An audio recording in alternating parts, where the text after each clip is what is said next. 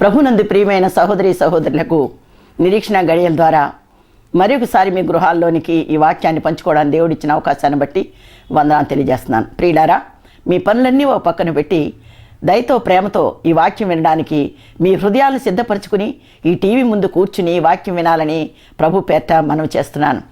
ఈ సమయంలో దేవుని పరిశుద్ధ గ్రంథం నుండి మనం ఒక మాట చూసే ముందు నా అంశ భాగము, దేవుడు మానవుని హృదయంలో భయమును చూడాలని, దేవుని గూర్చిన భయము చూడాలని ఆశపడుతున్నాడు ఆయన.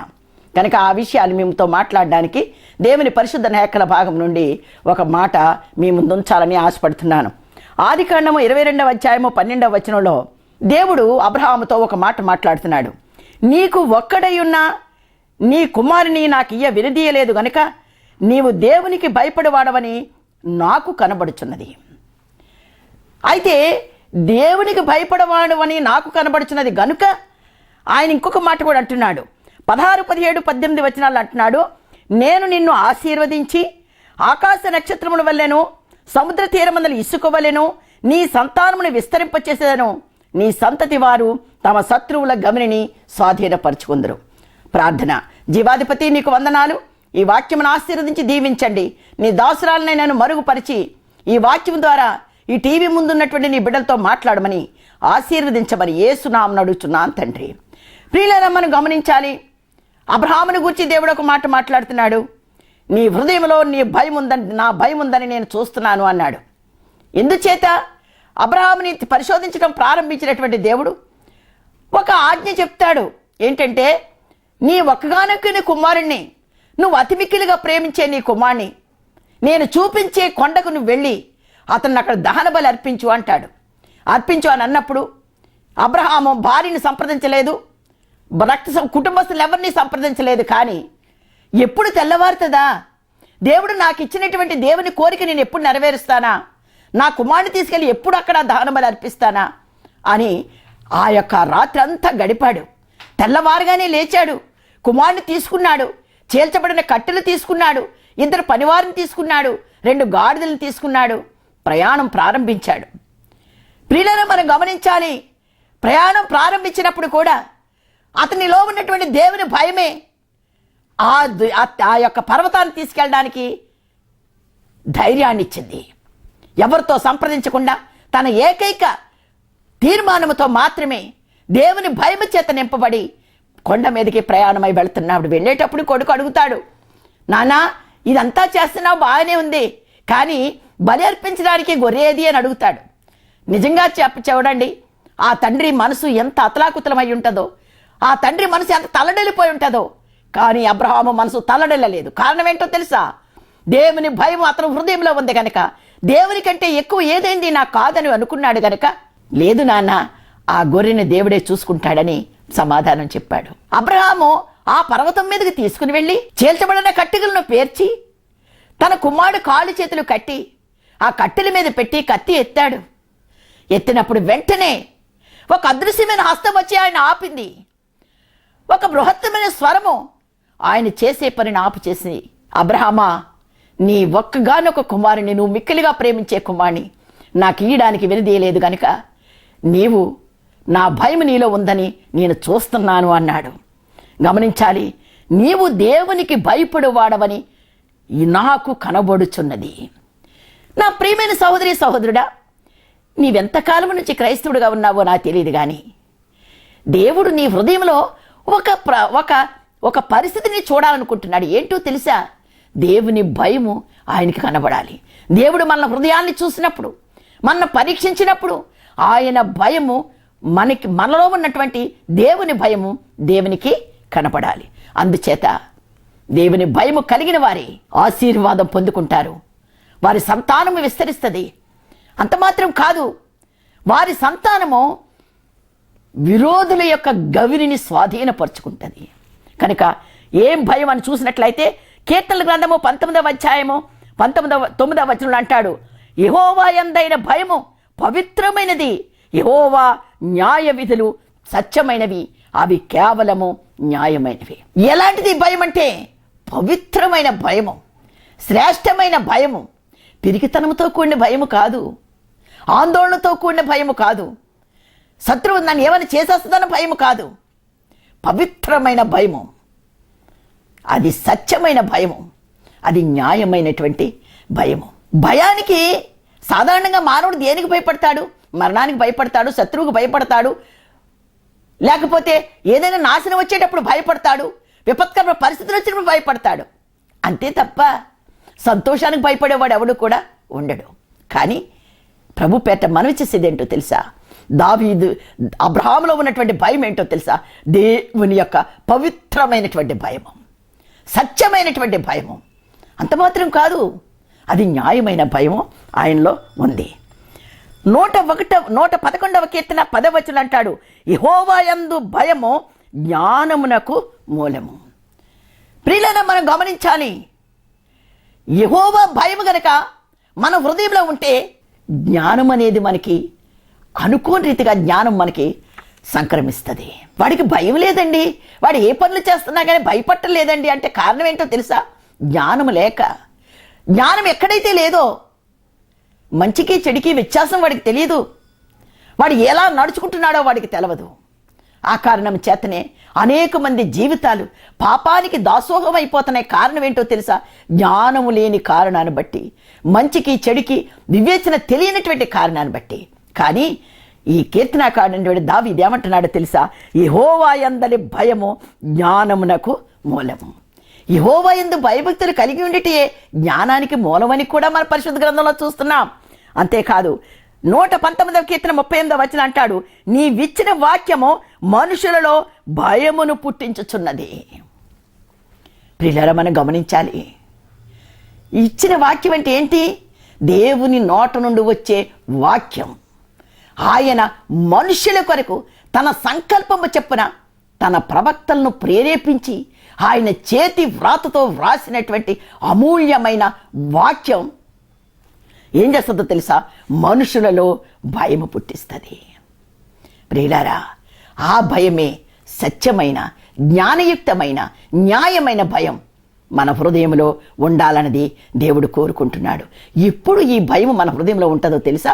దేవుని వాక్యానికి నీవు చోటిచ్చినప్పుడు, దేవుని వాక్యానికి నీ హృదయాన్ని లోపరిచినప్పుడు, దేవుని వాక్యాన్ని పరిపూర్ణంగా నువ్వు అంగీకరించినప్పుడు మాత్రమే దేవుని భయము నీ హృదయంలో ఉండడానికి ఆస్కారం ఉంటుంది. నా ప్రియమైన సహోదరి సహోదరుడా, ఈ టీవీ ముందు కూర్చుని దేని కొరకు నువ్వు భయపడుతున్నావో నాకు తెలియదు. సమస్యలున్నాయా? ఇబ్బందులున్నాయా? అనారోగ్యం ఉందా? ఏదైనా సమస్య నేను వెంటాడుతుందా? భయపడద్దు. ఆ భయం బయటికి వెళ్ళిపోవాలంటే ఈ వాక్యం ఉంటున్నటువంటి నీలో దేవుని భయము చోటు చేసుకున్నప్పుడు నీ భయాలన్నీ కూడా బయటికి వెళ్ళిపోతాయి. గమనించాలి. అపోస్తల కార్యాలు 9వ అధ్యాయం 31వ వచనం అంటాడు, సంఘము క్షేమాభివృద్ధి పొందుచు సమాధానము కలిగి ఉండదు మరియు ప్రభువునందు భయము పరిశుద్ధాత్మ ఆదరణ కలిగి నడుచుకొనుచు విస్తరించుచుండెను. గమనించాలి. ఇక్కడ ఏమంటున్నాడు తెలుసా? క్షేమాభివృద్ధి పొందుచు భయము కలిగి ఉండదము మరియు ప్రభువు నందు భయము పరిశుద్ధాత్మ ఆదరణ కలిగి నడుచుకొనుచు విస్తరించి ఉండెను. మన జీవితంలో విస్తరించబడాలంటే పరిశుద్ధాత్మ వలన భయము, పరిశుద్ధాత్మ అనగా దేవుని భయం, దేవుని ఆత్మ పరిశుద్ధాత్మ. పరిశుద్ధాత్మ యందలి భయము గనక దేవుని భయము నీ హృదయంలో ఉంటే పరిశుద్ధాత్మ నీకు సహాయం చేస్తాడు. ఆ పరిశుద్ధాత్మల భయము నీ జీవితాన్ని, నీ సేవను, నీ బిడ్డల్ని విస్తరింపచేస్తుంది, నీ ఆదాయాన్ని విస్తరింపచేస్తుంది. కనుక నీ విశ్వాస జీవితాన్ని కూడా విస్తరింపచేస్తుంది. అది ఏంటో తెలుసా? దేవుని యందలి, యేసుక్రీస్తు నందలి భయము పరిశుద్ధాత్మ ద్వారా విస్తరింప చేస్తుంది. నా ప్రియమైన సహోదరి సహోదరుడా, నీ భయాలు, లోకంలో ఉన్న భయాలన్నీ దూరపరచుకోవాలంటే ఈరోజు దేవుని భయాన్ని నీ హృదయంలోనికి ఆహ్వానించక తప్పదు. అందుకనే ఇంకొక మాట అంటాడు. ఎఫెసీ పత్రిక 6వ అధ్యాయము 5వ వచనంలో ఈ విధంగా ఉంది, దాసులారా యథార్థమైన హృదయము గలవారై భయముతోనూ వణుకుతోనూ క్రీస్తునకు వలె శరీర విషయమై మీ యజమానులైన వారికి విధేయులై ఉండుడి. నా ప్రియమైన సహోదరి సహోదరుడా, నువ్వెన్ని సంవత్సరాల నుంచి మందిరానికి వెళ్తున్నావో కానీ నీవు దేవుని భయము, వణుకుతో కూడినటువంటి భయము నీ హృదయంలో ఉండాలి. అప్పుడే నీ జీవితానికి ఒక విధేయత అనేది నేర్చుకోగలుగుతావు. పెద్దలంటే విధేయత లేదు ఈ రోజుల్లో. పెద్దల మాటలంటే విధేయత లేదు, దేవుడంటే విధేయత లేదు. కారణం ఏంటి? దేవుని భయం వారి హృదయాల్లో లేదు కనుక. నీ బిడ్డలకి వాక్యాల్లో నేర్పిస్తున్నావా? దేవుని భయంను గూర్చినటువంటి ఆలోచన వారిలో పెడుతున్నావా? భీకరుడైన దేవుడు, సత్యవంతుడైన దేవుడు, యథార్థవంతుడైన దేవుడు, ఆయన్ని గూర్చి నీ బిడ్డలకు ఉపదేశం చేస్తున్నావా? క్రీస్తు భయము మన హృదయంలో ఉండాలి. అంతేకాదు, మనుషులకు చేసినట్టు కాక ప్రభువునకు చేసినట్టే ఇష్టపూర్వకంగా సేవ చేయుడి. నీవు సేవ చేస్తున్నావంటే నువ్వు మనుషుల కొరకు చేస్తున్నట్టు అనుకోవద్దు. నా ప్రియమైన తమ్ముళ్లకు, అన్నలకు, అక్కలకు, చెల్లెళ్లకు, కుమార్తెలకు నేను చెప్పే విషయం ఏంటో తెలుసా? నీ సేవా జీవితంలో నేను చేస్తున్నాను సేవ అనుకోవద్దు. నేను సేవ చేస్తున్నాను అనుకుంటే అది శూన్యమే కనిపిస్తుంది. ఇష్టపూర్వకంగా సేవ చెయ్యాలి. అంతేకాదు, మనుషులకు చేసినట్లుగా ఎప్పుడూ కూడా మనం సేవ చేయకూడదు. మన సేవ ఇష్టపూర్వకంగా దేవుని కొరకు చేస్తున్నామని మనం నమ్మాలి. కనుక మన సేవలో కూడా మనకు భయము, దేవుని భయము, దేవుని వణుకు ఉండాలి. ఈ వణుకు, ఈ భయము ప్రతి సేవకుడికి కూడా సంఘానికి ఆదర్శప్రాయం, గ్రామానికి ఆదర్శప్రాయం, దేశానికి ఆదర్శప్రాయం. అలా చేసిన సేవే విస్తరించ పడుతుంది. నీ జీవితంలో ఈ అనుభవాన్ని నేర్చుకోవాలని ప్రభు పేరట మనవి చేస్తున్నాను. అంతేకాదు దేవుని సన్నిధిలో ఒక మాట అంటాడు. 2 కొరింథీ పత్రిక 5వ అధ్యాయం 11వ వచనం అంటాడు, మేము ప్రభు విషయమై భయము నెరిగి మనుష్యులను ప్రేరేపించుచున్నాము. ప్రియులారా, మనం గమనించాలి. ఇక్కడ ఏమంటున్నాడో తెలుసా? ప్రభు విషయమై భయమును ఎరిగిన వాళ్ళము. ఇది ఎవరు? ఇందాక చెప్పాను సేవకుల గురించి, ఇప్పుడు విశ్వాసుల గురించి చెప్తున్నాను. విశ్వాసులు ప్రతి వారు కూడా ప్రభువును గూర్చి భయమును ఎరిగి అనేక మందిని ప్రేరేపించాలి. నీ మట్టుకు నువ్వు రక్షణ పొందాలని ఊరుకోకు. నీ చుట్టుపట్ల వారిని నువ్వు ప్రేరేపిస్తున్నావా? దేవుని భయము హృదయంలో ఉంటే ఆశీర్వాదం ఉంది. బిడ్డలు విస్తరించబడతారు, శత్రు గవిని స్వాధీనం చేసుకుంటారు, ఎన్నో ఆశీర్వాదాలు ఉన్నాయి అని నువ్వు ప్రక్క వారికి ఎప్పుడైనా చెప్పగలుగుతున్నావా?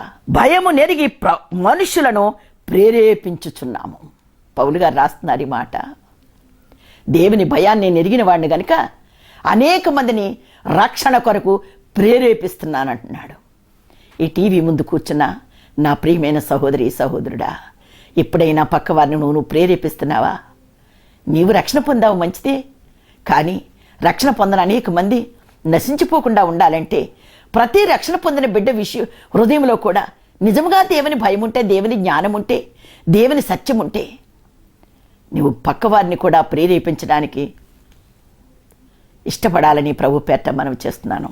అంతేకాదు 85వ కీర్తన 9వ వచనంలో అంటాడు, దేశములో మహిమ నివసించినట్లు ఆయన రక్షణ ఆయన భయపడు వారికి సమీపముగా ఉన్నది. మహిమ విస్తరించాలి అంటే ఆయనకు భయపడు వారికి రక్షణ సమీపముగా ఉన్నది. నా ప్రియమైన సహోదరి సహోదరుడా, దేశములో మహిమ విస్తరించాలి. వ్యాధి విస్తరించడం కాదు, తుఫాన్లు విస్తరించడం కాదు, విపత్కరమైన పరిస్థితులు విస్తరించడం కాదు. ప్రభు పేరిట మనవి చేస్తున్నాను. దేశములో విస్తరించవలసినటువంటి పరిస్థితి ఏంటో తెలుసా? దేవుని మహిమ. దేవుని మహిమ విస్తరించాలి అంటే దేశంలో ప్రతి ఒక్కరము కూడా దేవుని కొరకు మహిమ కార్యాలు చేయగలగాలి. ఎప్పుడు ఇది జరుగుతుంది అంటే రక్షణను గూర్చినటువంటి భయము మన అంతరంగములో మనకి సమీపముగా ఉన్నప్పుడు. కనుక రక్షణ పొందిన వారికి ఒక శుభవార్త. రక్షణను గూర్చినటువంటి భయము నీ హృదయంలో ఉంటే నీవు లోకంలో, నీ జీవితంలో, నీ కుటుంబంలో, నీ దేశంలో కూడా మహిమ కార్యాలు స్వతంత్రించుకుంటావు. ఇదేమిటిలా జరిగిందని అనుకుంటావు. ఆనాడు ఇశ్రాయేలీయులు అరణ్యంలో నడిచి వెళ్తున్నప్పుడు, వారికి ఆహారం కొద్దుగా ఉన్నప్పుడు వారు దేవుని భయం ఉన్నది కనుక, దేవుని భయం ఉన్నటువంటి ఆ మోషే వారికి కూడా ఉన్నాడు కనుక వారికి ఆకలైన సమయంలో దేవుని ప్రార్థన చేసినప్పుడు ఆకాశం బద్దలు చేయబడి అద్భుతమైన ఆహారం కింద పడిందండి. ఆ పడితే వాళ్ళు ఏం చేశారో తెలుసా? ఇదేమిటి అని వాళ్ళు ఆశ్చర్యపోయారు. అది మహిమ కార్యం. మన జీవితంలో కూడా మహిమ కార్యాలు చూడాలంటే, అద్భుత కార్యాలు చూడాలంటే, దేశమంతా కూడా దేవుని మహిమతో నింపబడాలి అంటే ప్రతి ఒక్కరూ కూడా తెలుసుకోవాల్సిన విషయం ఏంటో తెలుసా? రక్షణ గూర్చినటువంటి భయము మనకు సమీపముగా ఉన్నది. అది మన హృదయంలోనికి చొరబడాలి. అబ్రహాముకి హృదయంలో ఉన్న భయాన్ని చూశాడు. సమీపముగా ఉన్న భయం కాదు, దూరంగా ఉన్న భయం కాదు. కనుక ఈరోజు రక్షణ పొందినటువంటి, దేవుని ఎరగనటువంటి నా ప్రియమైన సహోదరి సహోదరులందరికీ కూడా నా విజ్ఞప్తి ఏంటో తెలుసా? దేవుని భయము మీకు సమీపముగా ఉండకూడదు, కానీ మీ హృదయంలో చోటు చేసుకోవాలి. అయితే ఇంతవరకు కూడా దేవుని భయాన్ని గురించి కొన్ని మాటలు మనం విన్నాం. దేవుని భయం మన హృదయంలో ఉంటే మొదటిగా ఆశీర్వాదం అనేది మనకి వస్తుంది. మనకు తెలుసు, యెహోవా యందు భయభక్తులు గల వారికి దాచి ఉంచిన మేలు ఎంతో గొప్పది. ఈ సమయంలో 107వ కీర్తన 37, 38, 39 అంటాడు, సస్యఫల సమృద్ధి పొందినట్లు గొనినవారు, ఆకలి గొనినవారు అచ్చట కాపురముండెదరు. మరియు ఆయన వారిని ఆశీర్వదింపగా వారికి అధికముగా సంతానాభివృద్ధి పొందిరి. ఆయన వారి పశువులను తగ్గిపోనీయలేదు. గమనించాలి, ఆశీర్వాదము ఎలాంటిది? ఆశీర్వాదం అంటే దాచి ఉంచినటువంటి ఆశీర్వాదం. సస్య ఫల సమృద్ధి. అంతేకాదు వారి పశువుల అభివృద్ధి, వారి సంతానం అభివృద్ధి. ఇన్ని ఆశీర్వాదాలు దేవుడు మనకి ఇస్తాడు. సామెతల గ్రంథము 10వ అధ్యాయము 22వ వచనంలో అంటాడు, యెహోవా ఆశీర్వాదం ఐశ్వర్యం నిచ్చును, నరుల కష్టము చేత ఆశీర్వాదము ఎక్కువ కాదు. గమనించాలి, మానవుడు అనుకుంటాడు ఎన్నో ఆశీర్వాదాలు నేను పొందుకోవాలి, ఈ పని చేయాలి, ఆ వ్యాపారం చేయాలి, ఈ ఉద్యోగం చేయాలి, లేకపోతే ఇది చేస్తే నాకు సంపాదన వస్తుంది అనుకుంటాడు. కానీ ఇక్కడ బైబిల్ చెప్పే మాట ఏంటో తెలుసా? యెహోవా ఆశీర్వాదమే ఐశ్వర్యాన్ని ఇస్తుంది. నరుడు ఎంత కష్టపడినా, ఎన్ని ప్రణాళికలు వేసుకున్నా, ఎంత కష్టపడినప్పటికీ కూడా ఐశ్వర్యం అనేది రాదు. కనుక దేవుడు అబ్రహాములో ఉన్నటువంటి దేవుని భయాన్ని చూశాడు గనక అబ్రహాంతో, అబ్రహామా, నేను నీ చూపించే దేశానికి వెళ్ళు, అక్కడ నిన్ను ఆశీర్వదిస్తాను, నీ సంతానాన్ని అభివృద్ధి పరుస్తాను అని చెప్పి దేవుడు ఇక్కడ ఏమంటాడో తెలుసా?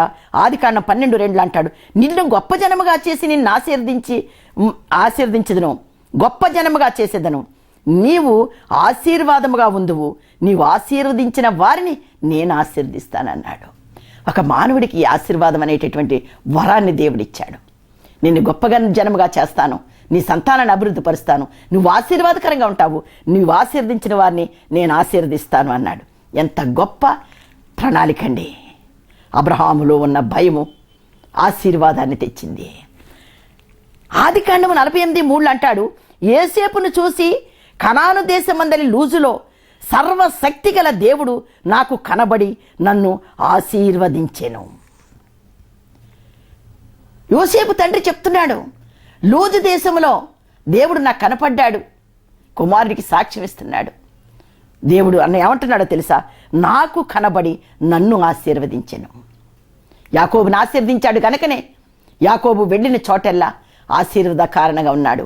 రిక్త చేతులతో వెళ్ళాడు, సకల సంపదలతో తిరిగి వచ్చాడు. భయపడాలి. అందుకనే ఆదికాండం 35:9 అంటాడు, దేవుడు తిరిగి ఆయన ప్రత్యక్షమై అతన్ని ఆశీర్వదించెను, అతని పేరును యాకోబుగా కాక ఇశ్రాయేలుగా మార్చబడెను. కనుక అంటే ఆశీర్దిస్తానన్న దేవుడు ఆయనకే ఇశ్రాయేలు అనే పేరు పెట్టాడు. ఎందుకో తెలుసా? ఆశీర్వాదం అనే పేరు పెట్టేశాడు. ప్రియులారా, మనం గమనించాలి, అబ్రహాములో ఉన్న భయము, యాకోబులో ఉన్న భయము, యోసేపులో ఉన్న భయము వారిని ఆశీర్వాదకారకులుగా చేసింది. సంతానమును విస్తరింపచేస్తాడు. ప్రియులారా, గమనించాలి, చాలామంది బిడ్డలు లేక బాధపడతారు. బిడ్డలు పుట్టినా వాళ్ళ అభివృద్ధి లేక వాళ్ళు ఎంతో బాధపడుతూ ఉంటారు. కానీ ఇక్కడ ఏమంటున్నాడు తెలుసా? వంశం విస్తరించాలని చాలామంది బాధపడతారు. గమనించాలి, యోబు సంతానం అంతా చనిపోయారు. కానీ యోబులో ఉన్నటువంటి దేవుని భయము ఆ పోరాటములో విజయం పొంది చనిపోయిన సంతానము కంటే 2 ఆశీర్వాదకరమైన సంతానాన్ని ఆయన పొందుకున్నాడు. కారణం ఏంటో తెలుసా? యోబు శ్రమలను బట్టి కుడి ఎడమ తొలగిపోకుండా దేవుని భయము ఆయన హృదయంలో భద్రముగా ఉన్నది. కనుక దేవుని సన్నిధిలో మనము భయపడే వారంగా మనం ఉండాలి. అంతేకాదు 2 ఆశీర్వాదం ఆయన పొందుకున్నాడు. కనుక సంతానము విస్తరిస్తుందని దేవుడు చెప్తున్నాడు. ఎప్పుడో తెలుసా? దేవుని భయము నీలో ఉన్నప్పుడు. గమనించాలి, శత్రువు గవిని స్వాధీనపరుచుకుంటారట. అంటే శత్రువు గవినే కాదు, శత్రువు రాజ్యానికి స్వాధీనపరుచుకుంటారు, శత్రువు కుతంత్రాలని కూడా స్వాధీనపరుచుకుంటారు. అంటే దీని అర్థం ఏంటో తెలుసా? శత్రువుకి ఓటమి. దేవుని భయము హృదయంలో ఉన్నవారికి విజయం కలుగుతుంది. యెహోషాపాతుకి యుద్ధం వస్తుందని కబురు వచ్చినప్పుడు ఏం చేశాడండి? దేవుని భయం కలిగింది కనుక దేవుని సన్నిధిలో ప్రార్థించటం మొదలుపెట్టాడు. ఆ కారణం చేతనే యెహోషాపాతు తన సైన్యము వెళ్ళేటప్పటికే అక్కడ దేవుడు ఆయనే యుద్ధం చేశాడు, విజయాన్ని చూశారు. ఎస్తేరు జనాంగం అంటే శత్రువుల్ని నాశనం చేసినటువంటిది ఎవరో తెలుసా? యెహోషాపాతులో ఉన్న దేవుని భయం మరణ శాసనాన్ని తారుమారు చేసింది. ఎందుకు? ఎస్తేరు జనాంగానికి మరణ శాసనం తయారైపోయినప్పుడు దేవుని భయం వారి హృదయాల్లో ఉంది కనుక వారు ఏకముగా కూడి ప్రార్థన చేసినప్పుడు మరణము తారుమారై ఒక అధికారిగా ఒక ఉన్నత స్థితిలో పెట్టింది, రాజ్యాన్ని వారికి స్వాధీనం చేసింది. ఏ రాజ్యములో అయితే ఆ జనాంగం ఉండకూడదని మనసాన్ని తయారైందో ఆ రాజ్యానికి వారు వారసులైపోయారు. అంతేకాదు ఇంకొక మాట కూడా, షడ్రకు మేషకు అబేద్నెగోలు కూడా అగ్నిగుండంలో వెళ్ళినప్పుడు వాళ్ళు ఏమన్నారంటే దేవుని భయం వారిలో ఉంది కనుక ఈ అగ్ని మమ్మల్ని ఏమీ చేయజాలదు, మా దేవుడు మమ్మల్ని రక్షించే సమర్థుడు, ఎందుకంటే మా హృదయంలో ఆయన భయం ఉంది. షడ్రకు మెషకు అబేద్నెగోలకు హృదయంలో భయం ఉంది కనుక వారు అగ్నిని జయించారు, అగ్ని లాంటి శ్రమను జయించారు. ఎస్తేరు జనాంగానికి దేవుని భయం ఉంది కనుక వారు మరణ శాసనాన్ని తారుమారు చేశారు. యెహోషాపాతుకి దేవుని భయము హృదయంలో ఉంది కనుక రాజుగా జయించాడు. రక్తస్రావం కలిగిన స్త్రీ ఆయన వస్త్రపు చెంగు ముట్టింది కనుక, భయపడుతూ వెళ్ళి ముట్టింది కనుక ఏం జరిగిందో తెలుసా? ఆమె రక్తధార కట్టెను. నా ప్రియమైన సహోదరి సహోదరుడా, వ్యాధైనా, శత్రువైనా, మరణమైనా, అగ్ని లాంటి శ్రమలైనా నీవు జయించాలి అంటే దేవుని భయం అనేది నీ హృదయంలో ఉండాలి. ఆ భయమును ఎవరు చూస్తున్నారో తెలుసా? దేవుడు చూసే భయం మనకు కావాలి. మనుషులు చూసి భయపడకూడదు. మనల్ని నిన్ను పవిత్రమైనటువంటి భక్తురాలుగా చెప్పుకోవాలని ఆరాటపడద్దు. దేవుడు నన్ను మెచ్చుకుంటున్నాడా లేదా? దేవుని భయం నా హృదయంలో ఉందా లేదా? దేవునికి నేను విధేయతగా ఉన్నానా లేదా? ఇది పరీక్ష చేసుకోవాలి. అబ్రహామును చూసిన దేవుడు నీ దేవునికి భయపడువాడవని నాకు కనబడుచున్నది అంటున్నాడు. ఈరోజు దేవుడు కూడా నిన్ను చూసి దేవుని భయము నాకు కనపడుతుందని చెప్పాలి. చెప్పినప్పుడే నీ శత్రువైనటువంటి మరణమైనా, శత్రువైనా, అగ్ని లాంటి శ్రమలైనా, వ్యాధైనా అది పారిపోవాలి. దాన్ని నువ్వు ఓడించాలి అంటే దేవుని భయం అనేది నీకు అవసరం. నా ప్రియమైన సహోదరి సహోదరుడా, ఈ వాక్యం విన్న నీవు దేవుని సన్నిధిలో వర్ధిల్లాలని కోరుకుంటున్నాను. దేవుని భయానికి నీ హృదయంలో చోటు ఉండాలని ఆశపడుతున్నాను. అబ్రహాముకి ఇచ్చిన దేవుడు, యాకోబుకి ఇచ్చిన దేవుడు, ఎస్తేరు జనాంగం మొత్తం అందరికి ఇచ్చినటువంటి దేవుడు నీకు కూడా ఈ ఉచితంగా దేవుని భయం గనక నీ హృదయంలో ఉంటే నీ హృదయంలో ఉన్న సమస్త భయాలు కూడా బయటికి వెళ్ళిపోతాయి. నువ్వు ఆశీర్వాద కారకుడుగా ఉంటావు. ఈ ఆశీర్వాదం నీ సొంతం చేసుకోవాలని కోరుతూ నా మాటలు ముగిస్తున్నాను. ఈ కొద్ది మాటలు దేవుడు ఆశీర్వదించి దీవించునుగాక. సర్వోన్నతుడా, మహోన్నతుడా, సర్వశక్తిమంతుడా, నీ ఘనమైన నామానికి వందనములు, స్తోత్రములు. ప్రభా, ఇంతవరకు నీవు కాచి కాపాడిన దేవానికి వందనాలు, స్తోత్రాలు.